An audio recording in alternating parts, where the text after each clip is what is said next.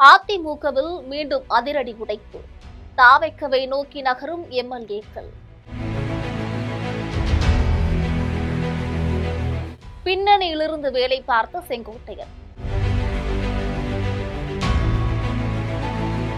2026 சட்டமன்ற தேர்தல் முடிவுகளின் அதிர்ச்சியில இருந்து அதிமுக இன்னும் மீண்டு வராத நிலையில அக்கட்சியின் அஸ்திவாரத்தையே அசைக்கக்கூடிய வகையிலான அடுத்தடுத்த அரசியல் திருப்பங்கள் அரங்கேறிக் கொண்டிருக்கிறது.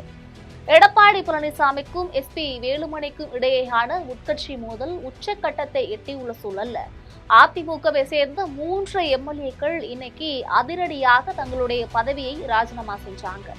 மரகதம் குமரவேல், ஜெயக்குமார் மற்றும் சத்யபாமா ஆகிய மூவரும் தங்களின் ராஜினாமா கடிதங்களை சபாநாயகரிடம் வழங்கிய நிலையில இதன் பின்னணியில் அதிமுகவின் மூத்த தலைவர் கே செங்கோட்டையன் வியூகம் இருப்பதாக பரபரப்பாக பேசப்படுது.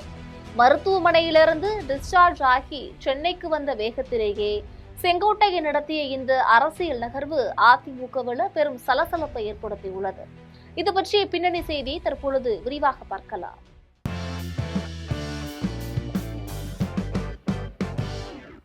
அதிமுக எம்எல்ஏக்கள் 3 பேர் தங்களுடைய பதவியை ராஜினாமா செஞ்சுட்டு தாவைக்கவுல இணைஞ்சிருக்கிறாங்க. இதற்கு செங்கோட்டையன் தான் காரணம் என்று சொல்லப்படுது. மேலும் மரகதம் குமரவேல் இவங்க Madurantakam MLA, Jayakumar Perundurai MLA, Sathyabama Dharapuram MLA ஆகியோர் ராஜினாமா செஞ்சிருக்கிறாங்க.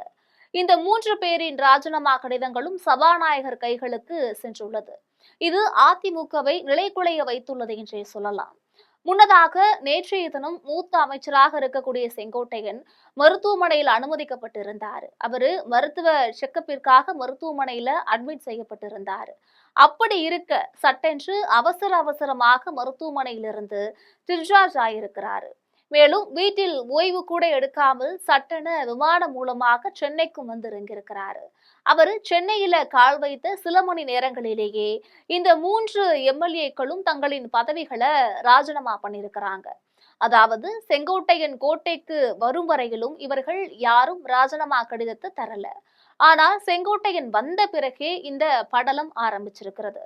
இவர்கள் ராஜினாமா கடிதத்தை கொடுக்கும் போது கூட அங்கு செங்கோட்டையன் கூட இருந்திருக்கிறாரு. செங்கோட்டையன் அதிமுகவுல இருந்து வந்தவர். அவருக்கு இன்னுமே அதிமுகவுல பல நிர்வாகிகளுடன் தொடர்பு இருக்கலாம். இதன் காரணமாக அவரே காய்களை நகர்த்தி மூவரையும் தூக்கி இருக்கலாம் என்று சொல்லப்படுது. இதுல மற்றொரு கவனிக்க வைக்கக்கூடிய விஷயமும் இருக்கிறது. அதாவது எஸ்பி வேலுமணி தரப்பு என்னதான் தாவைக்க அரசிற்கு ஆதரவு தெரிவிச்சாலுமே அவங்களுக்கு விஜய் தரப்பு அமைச்சரவையில இடம் கொடுக்கல. இதனால கோவை சிறுமி பாலியல் விவகாரத்துல கூட விஜய் அரசை வேலுமணி ரொம்பவே கடுமையாக சாடி இருந்தாரு. இதனால கோவை சிறுமி பாலியல் விவகாரத்துல கூட விஜய் அரசை வேலுமணி மிக கடுமையாக சாடி அறிக்கை ஒன்றையுமே விடுத்திருந்தாரு.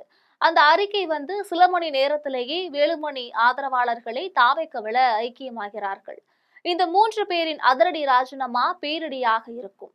ராஜினாமா காரணமாக இடைத்தேர்தல் நடக்கும் போது மரகதம் குமரவேல், ஜெயக்குமார், சத்யபாமா ஆகிய மூவருக்குமே அதே தொகுதியில தாவைக்கு சார்பாக மீண்டும் போட்டியிட வாய்ப்பு தரப்படலாம் என்று சொல்லப்படுது. இந்த முறை அவர்கள் தாவைக்கவின் அதிகாரப்பூர்வ விசில் சின்னத்துல களம் காண போகிறார்கள். இவர்களை தொடர்ந்து மேலும் பல எம்எல்ஏக்கள் தாவைக்கவை நோக்கி படையெடுக்க தயாராக காத்துக் கொண்டிருக்கிறார்கள் என்றும் கூறப்படுது.